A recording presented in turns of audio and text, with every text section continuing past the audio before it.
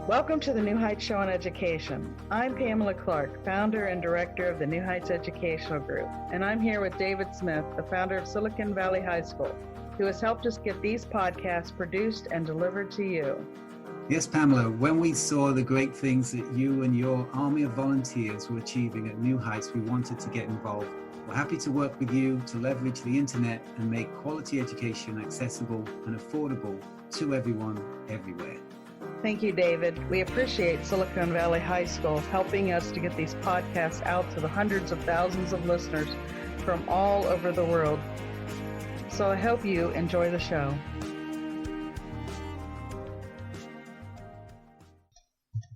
All right. Thank you for tuning in to the New Heights Show on Education. My name is Freddie, and my main topic is on technology and cyber awareness. The show is affiliated with NHEG, so please be sure to check out newheightseducation.org for more information about us. Now, for today, we're going to take a short break from the Tech Talks of Wednesday nights because I'm excited to announce that in today's episode, we have a very special guest. His name is Kevin Coolidge, and he is an author who wrote books like Totally Ninja Raccoons as his main series for children. Right now, you might be struggling through your classes or even failing them. You might be worried that you may not finish high school. There might have even been a thought that you may not be smart enough. Well, the New Heights Educational Group begs to differ. We not only think you are smart enough, but with our help, you will complete your high school diploma. The New Heights Educational Group strives to improve your academic success through its tutoring services. To learn more, please visit newheightseducation.org and contact us. New Heights Educational Group. Educational resources to help reach your goals. So, like my previous episodes, this episode is cut into 12 to 15-minute parts, so we'll be taking a short break, and then we'll be jumping back into the episode. Mr. Coolidge, thank you for taking the time to join NHEG's radio show. Everyone here at NHEG is excited to have you. Like I said, as a tech geek or just someone who loves the nerd culture as much as you do, I think we'll be getting along just fine. That being said, how are you doing tonight, Mr. Coolidge? I'm doing great, Freddie. I'm glad to be here. All right, we're also glad that you're here. So, we're just gonna go straight to the gun here. Please just tell us a little bit about yourself and what you do. I'm from Wellsboro, Pennsylvania, which is home of the Pennsylvania Grand Canyon, and I own an independently owned bookstore for my shop books and gifts with my wife, several helpful employees, and two cats named Huck and Finn. I've been actually wanting to do an American road trip tour. Now, before NHEG or even college as an international student, I was in Canada, so Canadian, born and raised, and then I started to live here in California for almost about 8 years now.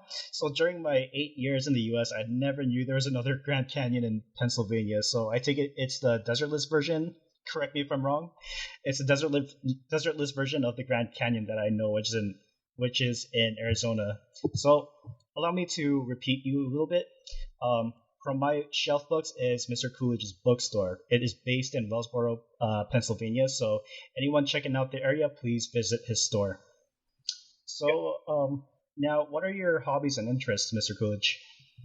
Well, I have a lot of hobbies and interests. One of my favorite, which is I love to read. I actually don't remember a time when I haven't been able to read. Right. I kind of flow naturally into having a bookstore because you can never have. I feel you can never have too many books, but you cannot have enough bookshelves. So some books you read once, some books you keep, and so I found I had more books than I knew what to do with. So I started selling some of my books. And when I met my wife, she also was selling some books. She's a huge book lover. And so that just kind of flowed into establishing a bookstore. And I also love movies. I like to follow the movie market. I have actually a screenplay or two that I've written. And I love comedy. So I love action movies. I love all types of movies, anywhere from documentaries to comedies. But I also enjoy storytelling and comedy. And my reading interests are anything from unusual history to cryptids to the reading on the movie industry. That's crazy. I mean, there's a song that I would listen to daily, and the lyrics would say, love what you do and do what you love. And I can see how loving what you do led you to having a bookstore, especially with your wife, and even to become an author even. And as far as cryptids go, cryptids. You should visit British Columbia sometime. I don't know if you're familiar with the Ogopogo, but it's pretty much the Canadian version of the Loch Ness Monster, and it's been reported that it lives in the Okanagan Lake. So, I mean, if I ever do go back there and I spot the Ogopogo, you would be the first to know. All right. All right. So now that being said, just curious, how did you hear about NHEG? Well, I actually heard about NHEG from RadioGuestList.com. This is a website that I subscribe to, and they send out emails several times a week with podcasts looking for guests. And if there's a podcast that that I seem like I would be a good match for, then I send them an email and tell them about some of what I think things I do, and that I'm interested in being a guest. So that's how I first heard about NHEG. That's amazing, Mr. Coolidge. I'm really happy that you heard about us and decided to join us. Really, and this is my first time doing a guest show, so I'm really happy that I could finally have someone on my show. So I'm just really happy that you're here. Well, thank you. So, what inspired you to become an author? Well, one of the things that inspired me to become an author is because I love stories and storytelling. I'm a bit of a natural storyteller, but I feel that I'm more in the written tradition than the oral. I mean, I do some oral storytelling. I do some presentations. I tell some stories to my nephews and my uncles and the people who come in. But I find that I usually do a little bit better if I get to write them down and slow my mind down. So that's one of the things I really like to do is have these stories, but if you write them down, then they stay longer. So I'm like, I should just write some of these down and make these more permanent. That's one of the things that inspired me to become an author. That's pretty awesome.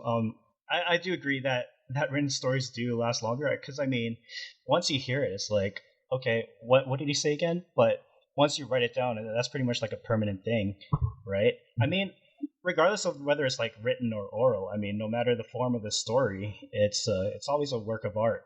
From songs, poetry, books, or even a picture that a storyteller can express themselves will always leave an impact to the listener or reader, no matter the form of art. So, yes. Right. So, now, what were your conflicts that you've had as an author? I think the biggest conflict for me as an author is actually finishing something. So I have 1,000 ideas that I'll never get to, and I know that. And I love the raw creation process where you come up with an idea and then you kind of mold it and make it work. The idea is the easy part. But once you get the idea and then you kind of make it work and you get that out there, but sometimes what happens is when you start, and that's the fun part, and then you run into a roadblock, and then you put it aside and say, I'll be back to this. And for every book I write, there's like 3 that I've either started and I haven't finished yet, or I feel that's playing in there in the background that I'm going to get to it and I haven't gotten to it yet. So I think the biggest part is like the best piece of advice I had from another writer when I started writing is just finish something. So, because you can't write your second book until you write your first. Nobody is happy with with the first draft. So once you write it down, you can always go back and reshape it, add to it, take away from it. So that's the most important thing is just to get something down first, and then you can go back and work with it. Funny you said that, because every time I used to write my college essays, like I would have all these ideas. And then I'd go back and I'd try to edit it out, but once you look back at it without ever finishing it, you never really get the time to think about how to finish it. You know what I mean? So I can imagine what that's like, and I think it's pretty common to have a really good idea just pop up, and then another idea and another, and then you realize, oh wait, I have to work on my first idea. Same with time. I mean, also the thing with time is that I could say is our worst enemy, but at the same time, depending on how you use it, time could be your best friend. It gives us time on how to perfect your craft. Now, what can you tell me about the first book you ever wrote? So the first book I I wrote actually was Hobo Finds at Home. It's a picture book about how my first cat comes to live with me. Now I had written essays in college, and I wrote book review columns for the local paper. And there was this advertisement of this, like one of those community education where how to write a children's book. And I'm like, well, that would be, I said, I've always wanted to write a children's book. So I took this class. It was like a 2-part class. Like the first night was like 3 or 4 hours. And then you come back a month later for another 3 or 4 hours. And I wrote this book. And it was kind of flowed out of the story of how my cat comes to live with me. Because I grew up with dogs. I love all animals, but I had these big dogs and they didn't really like cats.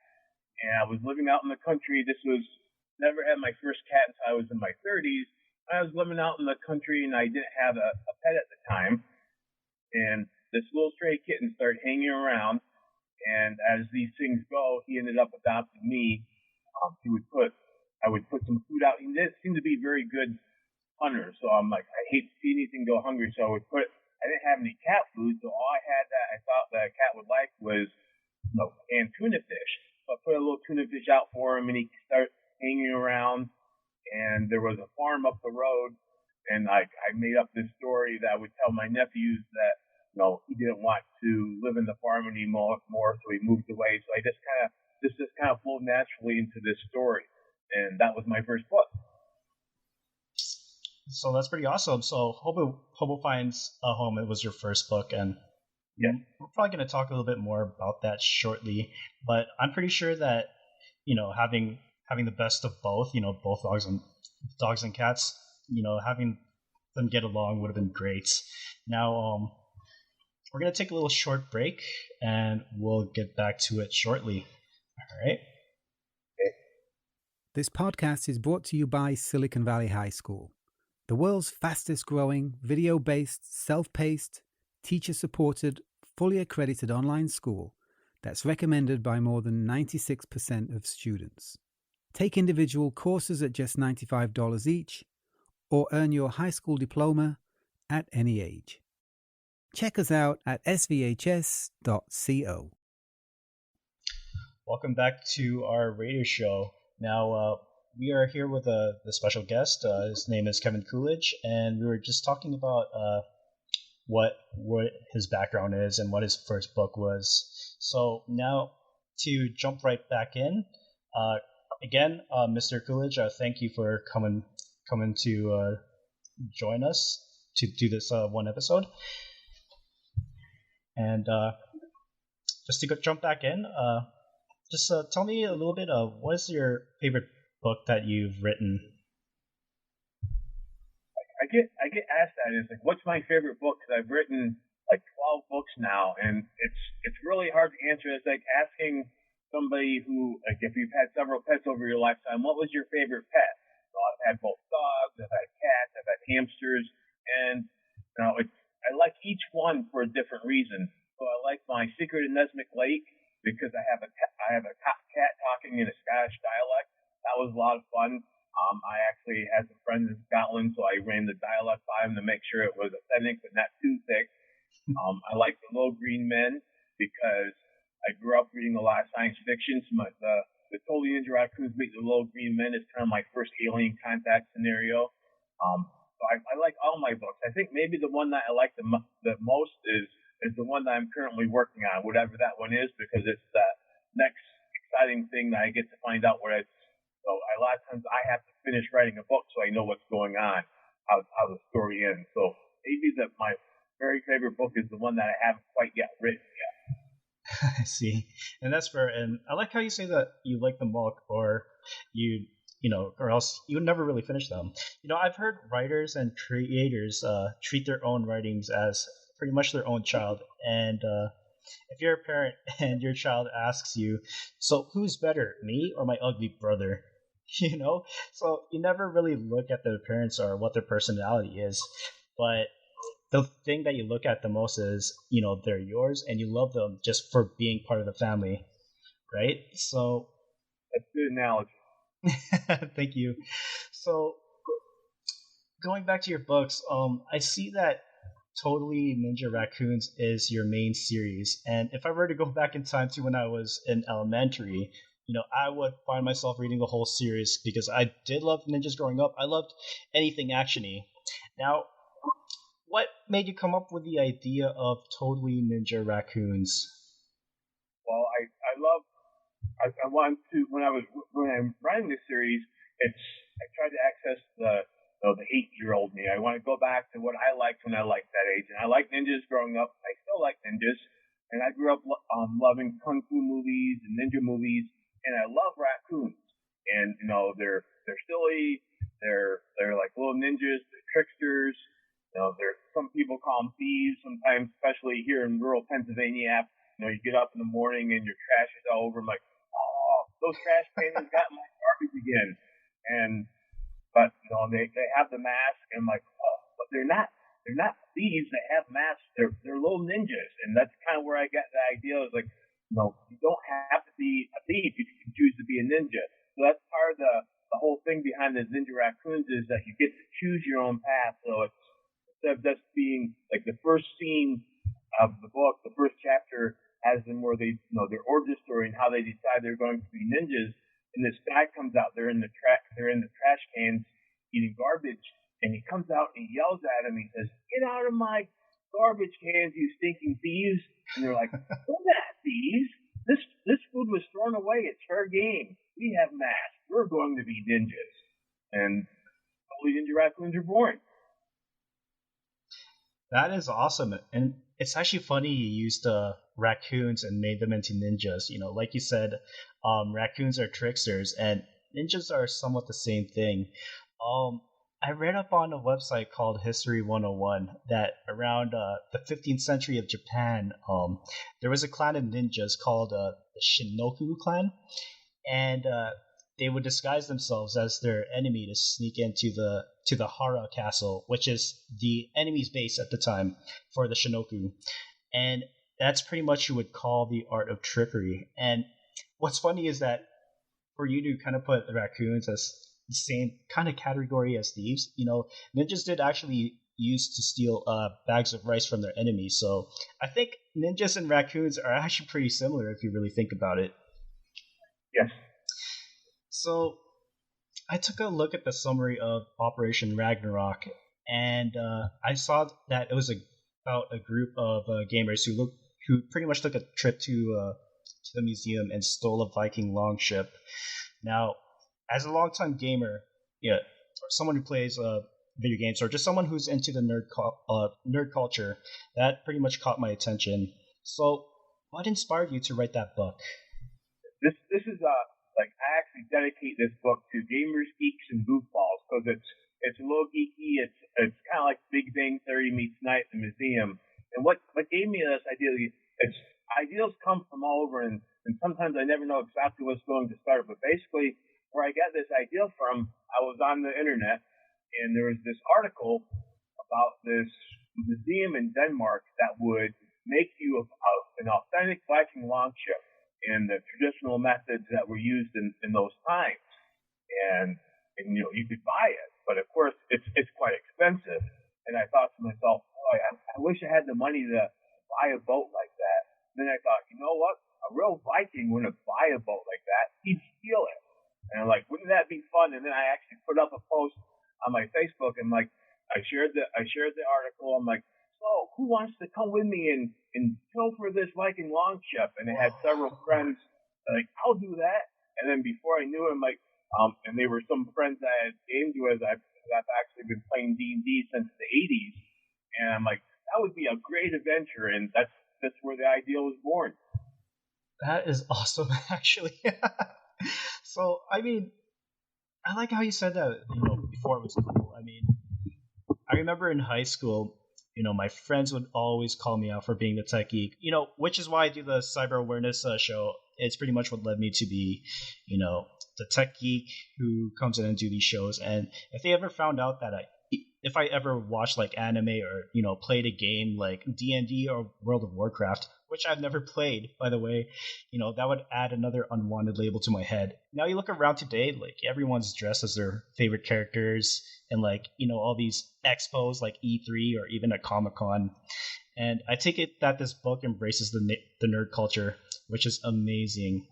Now, as for the museum heist, I think it's pretty unique how you use gamers to steal an artifact or a boat even, because generally you can't really picture a gamer doing stuff like this, but that's really unique. I like that. So back to Hobo Finds a Home. It seems like a heartwarming book to read. So do you think you can tell me a little bit more about Hobo Finds a Home? It's my first book, and it's really heartwarming because it's basically about pet adoption and how, especially like a cat seems to, a lot of times it seems to be a little more cats, especially animals. A lot of times an animal kind of adopts you. I mean, you just don't go out and adopt a cat. So this one was where I was living out in the country, and this little cat would be hanging around. And I called him Hobo because when I went into town, I was in such a place that there were a couple different ways I could go into town, and I would see him a couple miles this way and a couple miles this way, and he had this range. But we have here in Pennsylvania, we have like electrical boxes out in the country, and we have these roofs over them, and he would sometimes sleep under there, and I started calling him Hobo. And I have a joke because it's kind of truthful. Is once you name an animal, it kind of becomes yours. So I started calling him Hobo, and I would start putting food out for him. And then of course he hung around, and I called him a little lion, and I called him, like, he never seemed to hunt very well. Like I would look out the window and he'd be chasing butterflies. I'm like, you can't eat those. Why are you chasing those? And he's just kind of this goofy, silly cat. And all of them come, and then I would, it started getting cold out, so I started feeding him inside. And there was this neighborhood cat who was nice. I portrayed him not as nice in the book, but he would come over and sometimes eat the food, so I would start feeding him inside, and he just kind of moved in. And this book just kind of evolved around out of the story and the tell of how he comes to live with me. So it was kind of a natural process, and I use it as an example when I talk to schools and children and such. Is stories are all around it, so you can take something that's happened to you and kind of turn it into a story. It's, you don't have to make up something completely out of your imagination. I do best when I have these little seeds that give me ideas, and I kind of tie it into the things that I know. That's what works best for me. Yeah, exactly. So I just don't know how you do it, like how you were able to get that cat to come over. Because I mean, every time I try to feed them, the cat would either hiss at me or just take off. But, judging from what you told me, I believe that Hobo has found a special place in your home as well. Having Hobo go through something like that, must have been terrible as well. So I mean, if cats could talk, I'm pretty sure, like, those meows at you, I'm pretty sure those are thank yous. So you probably won't get to a lot of these questions. So I want to ask, what are you working right now? What are you working on right now?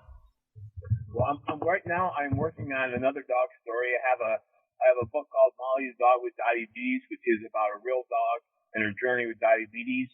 And that turned out so well that I'm actually doing another book that's called Ellie, the Service Dog. Ellie is a real live dog who works as a service dog with an ex-Marine. So it's going to go from her point of view, some of the jobs that she does for a human, and how, and then the second part is going to be on protocol and how to approach a service dog.